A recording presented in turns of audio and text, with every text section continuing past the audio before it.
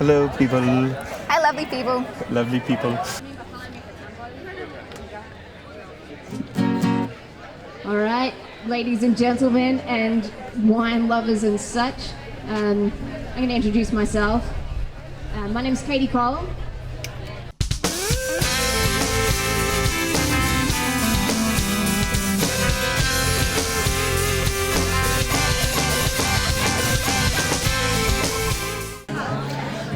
Welcome back to Down the Road Show. I am here with Katie Cole. Katie, thank you very much for joining me here. Actually, I'm joining you. Katie invited me today to join her at the Malibu Winery. Wow, this venue, I can't say enough about this venue. It really is amazing. It's gorgeous. They got really good wine, an awesome picnic area, and they do live music. Have you played here before, Katie? Yeah, I actually played here a few weeks ago, and I was nicely harassing the one of the managers here and said, anytime you want me back, I'll be back. Because it's a great atmosphere. There's a couple, I guess anywhere between 200 or 300 people here on a good day, which today is a good day. It's always a good day at Malibu Wines, but it's a real fun place to play. And I basically reached out to her, and she said, "Oh, you want to play this weekend?" And so I'll probably be here as well before the end of the year. And it's always a good day when the Aussies are in town and when Katie Cole is playing some music. Let me tell you what, I had so much fun listening to you play. I only got to hear a couple songs when we did the Tavern Show for Aaron Sanchez and company. And I've been looking forward to catching you, and I fell in love with every song you played today, and I know some of you did too, my friends and followers on Facebook, because as I was putting her lyrics on there, I was watching you guys like them, so I know you guys like them too. Tell me a little bit about what inspires you musically besides heartache. Well, I'm actually probably the polar opposite to a lot of songwriters that tend to draw only from what's going wrong. I generally write more uplifting songs than I do of songs of tragedy and heartache and woe. Because I figured you kind of have to be in a certain state of mind to listen to breakup songs or the like. And I figure if you're driving in your car and even if you're not in a great mood, it's like, what song do you really want to hear? And I guess that's a good starting point for me. Uplifting songs, 120 beats per minute, that's kind of like my tempo, that's where I'm at, that's where I sit. I don't know, anything, live, travel. I write a lot of songs about travel. I have to stop writing about driving in cars because I'm always in cars driving somewhere. So I've learnt that. I don't know. Well, it's LA, you're always stuck in a car, stuck in traffic somewhere. Yeah, absolutely. But I draw my inspiration for writing mostly from not my actual life experiences. And I get questioned a lot on that. I get that. That's the face. Ladies and gentlemen, that's the face that I get. Like, what do you mean? What do you mean? Because I was just texting my sister Tisha, telling her how envious I was of Katie Cole's writing abilities, that she's obviously gone through much more heartache than I have, and that I need to go back to the drawing board. Well, it's not that everything I write is fictitious, but I certainly do extend the realms of what I've experienced to write them into songs, because I think they should be interesting stories. And it's not that I'm not an interesting person, I'm absolutely fascinating. But if something can be a little bit more colourful, or the song can take place in this scenery or that scenery, and it makes it better for the story and for the person listening and being drawn in and being engaged, then I figure write a good story, people will pay attention. Write a good melody, people will remember it. Write a good lyric, and it'll sit with people. And that's that's mostly my philosophy of whatnot. Writing. That works for me. Every song you played up there was very poppy, very, very happy, very uplifting, even if it had a little bit of a sad note to it. Like hearts don't bend, they break. That's a brilliant line. I actually did this to myself when I wrote it. I spent a lot of time in Nashville writing with giant writers, and sometimes I'll cram a 2-week trip where I'm writing every day, sometimes 2 or 3 times a day, and your brain's just being squeezed of all of its creative juices. But it was at the end of the day of one of these sessions. Of course, I'm back in the apartment where I'm staying, and I write a song on my own because that line popped into my head, and I was like, I've been writing all day. What could I do in my spare time? I'll write another song, and that's kind of what it happens. I think once that's part of the reason why I love going to Nashville, because you sit there and the creative window or door or floodgates just kind of open, and I write a lot of good songs. Sometimes it's not always in the room with the writers that I'm going to be sitting with, but it's, you're in that frame of mind, and you're like, I think your subconscious knows. It's like, come on, this is. It's like, and you're staring at the piece of paper or your computer or the guitar going, and go. And that's kind of how it happens to me. And yeah, I enjoy writing in general, whether it's for myself or for other people or with other people or just with my own various personalities. Personalities. We get it done. So writing music and singing and performing is as cathartic for you as it is for me? Yeah, absolutely. I often get asked about whether I enjoy writing more, performing more, or being in the studio more. And studio work sucks. I love being in the studio. I hate being in the studio. I can't believe you're saying that. I hate being in the studio. It's so monotonous. It's like where I get to be like the mad scientist, and I'm like, ooh, my precious. No, I hate it. Look, if I fuck up on stage, gone. It's already gone. If I fuck up in the studio, I gotta hear it over and over and try and fix it. But that's when you just you redo it. You make sure you've got like the mic chain and it's reset, and you just redo it. And it's like you don't try and fix something that's like wonky. You just redo it. I mean, that's the lazy man's way. Explain what wonky means in Australian. Okay, here's a straight line. Here's wonky. Gotcha. Okay. Because I was lost and I assumed they were too. Wonky? You never heard? Oh, there you go. That's some. Hi, this is a segment brought to you by Katie Cole. It's called Aussie slang. First word is wonky, meaning something is slightly curved, bent, or not quite the straight line it should be or the straight way it should be. Thank you. So Nashville, how inspiring is it to be in Nashville, to be recording, coming all the way from Australia to Hollywood? Nashville is the Hollywood of country music.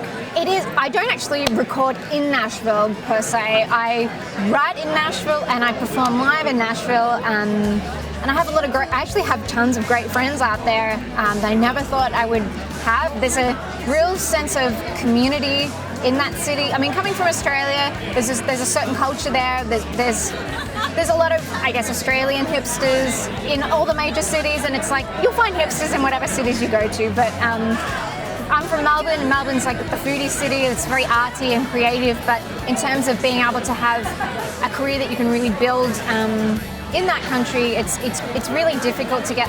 Well, it's a large country with not that many people in it, so your competition isn't that great, but the opportunity is very minimal at the same time. So I'd rather be somewhere that's highly competitive with a lot more opportunity. Hence me moving over to Los Angeles. My producer that's out here in Los Angeles actually wanted to work with me deliberately. And I was like, what? He chose you. Why? No, I'm kidding. But I felt very blessed. So I jumped on a plane. I do what any artist that actually wants to progress and doesn't have a fear of success. You get on a plane and you yeah. The word of the day is fear. Fear. No. Don't be scared of your own success, people. Well, isn't that like people fear success more than failure? Hell no. Well, in general. I'm scared to fail. And as Jerry Seinfeld said, people fear public speaking more than death. Yeah, that one I'll agree with. Yes. Yeah? Okay. Yes. Yes. Therefore, you'd rather be in the casket than giving the eulogy. Maybe it's a better view. But look, to be honest, America is a place that I love in general. I think you can live in anywhere from Los Angeles, Nashville, New York, and in the UK, London. Any of those, I guess those four cities for music and creativity. I'd be happy to live in any of those. So far, I've spent a lot of time in Los Angeles and Nashville, and I've been to New York a few times, and I've been to London. I've been to London once last year because the UK started playing my music. I got like success in the UK. Thank you, UK. Yay, we love you. We love you, London. Beautiful. That's the worst accent ever, by the way. I'm sorry about that. We can edit that out. Don't get me started. No, I'm not editing shit out. Excellent. So, as I was saying, when I returned from the circus, Yeah. This interview just went. Airplay on the UK, you were saying. I ended up Pick a city. I ended up with being playlisted twice on Radio 2, on BBC Radio 2 there. Oh, okay. Which is national radio there. It's the big time. It's the big network there. And they actually just started playing my new single as well. But my support there was so big that I basically booked a couple of shows myself and set up a few meetings and just flew over there last September and was like, hey, I'm here. I loved it. I love that city. It was an instant love. I guess it's because Australian culture is very similar to the English culture in a lot of ways. Other than being a prison colony. Well, yeah, not all of us have that have that in us, but yes. I'm not saying Australians are all inmates. I'm just, never mind. Look up your history, people. I'm about to get punched. Yeah. New Zealand's a great country. Yeah, my blood's boiling. No, it's fine. Look, but I've been really lucky to, I guess, I've traveled as much as I have, and to have You're getting around a lot right now. I'm definitely a little good. A little, I've been watching you on Facebook. I mean, space stalking me. Maybe. Like. Yeah, but I've been busy. I've been lucky. Really, really lucky, and yeah, I'm gearing up for a new single. I've been working on a record with my producer Howard Welling for. Perfect. Let's talk about the new record coming out in February of 2013. I'm so excited. It's taken a long time to pull this together. It actually began in 1684. It began last year. Yeah, this was definitely middle of last year. I actually launched a Kickstarter project and was successful with the project and raised some funds for, and this is thanks to my fans for believing in me and putting their money where their mouth is and actually helping me to actually do something that I've wanted to do for a long time, which is make a real record, a full-length record, and something that has a focus to it and a theme to it. Because it's not that you don't have a theme or a focus to an EP, but when you've got a few songs together, I still believe in that. Even though it's kind of a dead mentality, I still believe in having a full body of work and being able to listen through to someoe's full sort of thought process and conversation. From beginning to end. Yeah. And it being something where I have a list of like my favorite records, and I just wanted to make a record that people would actually listen to from start to finish and not want to be like, skip. Just buy the single and not listen to anything else after. Yeah, I mean that's, I think every artist thinks that way. Like I just want them to love everything, but the theme again was all killer, no filler. I like that. But I kind of probably my biggest song prior to this album is a song called Lost Inside a Moment. Great song. Which was the title track to my last EP. And it's playing in the background right now. It is? Yes. Oh, I love that bit. And it's, I guess the heart of that song is sort of what I was focusing on to be the core, the core song quality and tempo and feeling for this record. This record definitely has a bit more Americana swing to it than my last EP. So I guess I wanted to draw from Fleetwood Mac and from Tom Petty and from some of the greats in terms of songwriting and just those guitar tones, and that's We're calling those guys greats now? Really? That's what we've okay, yeah, they're great. But do you know what I mean? It's like drawing from that, and rather than trying to compete with something that's happening now, which by the time a record comes out, it's what you're putting out. It's yes, exactly. Thank you very much, and good night.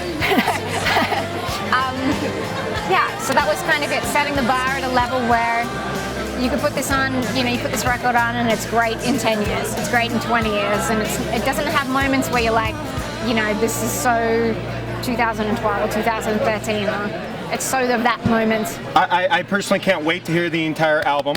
Yeah. I'm excited for it, and I know I'm going to have it on repeat and listening to it over and over. I'm already a huge fan of your music, but speaking of I can't wait, your single, I Can't Wait, drops on the 22nd of this month, October. It does. 2012. It does. It's already playing on UK radio, and it goes out to US radio. I think it's on the 29th. but I'll be launching the single. Make sure you call and request it. The single will be for sale on the 22nd, and I'll be releasing the video shortly before then. So the actual video will be out, and you can see like me in video. Not aside from this video, another one. A good one. No, of the same ilk, but A better video. I'm looking girly and I'm dancing around and having a good time, and looking professional and goofy at the same time. And this is, these are the things that I hope to, You are bring definitely to this. goofy on stage. You don't mind making a goofball of yourself. I love that. I don't mean to, but it's part of it comes with the territory.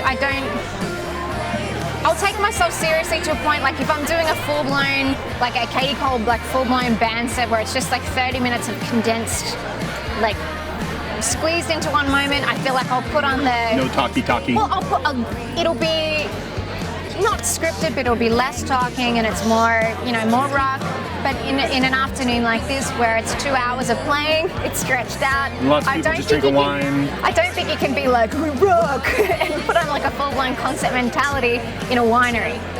It just doesn't, for me, it doesn't gel. It may gel, but I'm not going to be the one to give that one a shot and stage dive and whatnot into... Yeah. You could have stage dived. That'd have been cool. I would have caught you. I was the only one It's a picnic table. right there in the picnic tables. I caught the umbrella. I could have caught you. That's true. He did save the day. There was an umbrella that fell, and he was like, no, like super, no. It was slow motion. You can got see it. it on my Facebook page. It was great. There was a moment of greatness there, and I appreciate you saving the day. Well, every now and then I have a moment. Luckily, I wasn't lost inside of it, I guess. No pun intended. Anyway, check out Katie Cole's music. You can check her out at katiecoleofficial.com. Katie Cole Music is her Twitter handle. Everything Facebook else is the official. same. It's like official Kate. Even if you just put Katie Just Cole Google official, her. I will pop up and Google me. Yeah, Google her, as I would say. I'm around. You'll find me, except as I've said to a couple I'm people retarded. before, there is a weightlifter called Katie Cole. That's not me. I'm certainly not a bodybuilder. So that's not me. A female weightlifter named Katie Cole? Well, she's a Okay. she's a trim body. There's a guy out there named Katie Cole who's weightlifter. I bet that guy's getting a lot of scraps. This is some great work happening right here. Everybody, Katie Cole, check out her music. I'm a huge supporter. If you don't like it, then you're a piece of shit. Thank you so much. And we're going to leave before these old guys start playing a bunch of classic rock that we've already heard a million times. It's surf rock. Yeah. Oh, it's surf rock. They're very proud of it, too. We can do that. I don't mind doing that for a song or two. No. Yeah. In fact, I could use another glass of wine. Not that I've had any yet. But thank you, everybody, for listening. Bye.